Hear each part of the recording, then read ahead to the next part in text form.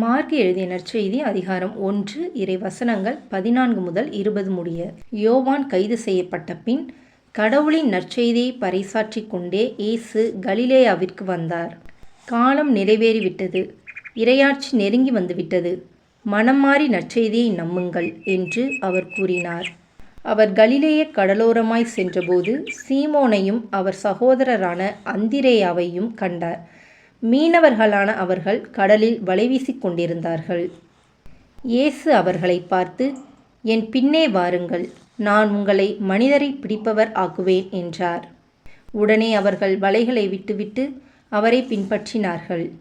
பின்னர் சற்று அப்பால் சென்றபோது செபதேயுவின் மகன் யாக்கோபையும் அவர் சகோதரரான யோவானையும் இயேசு கண்டார். அவர்கள் படகில் வலைகளை பழுது பார்த்து கொண்டிருந்தார்கள். உடனே இயேசு அவர்களையும் அழைத்தார். அவர்களும் தங்கள் தந்தை செபதேயுவை கூலி ஆள்களோடு படகில் விட்டுவிட்டு அவர் பின் சென்றார்கள். இது கிறிஸ்துவின் நற்செய்தி. கிறிஸ்துவே உமக்கு புகழ்.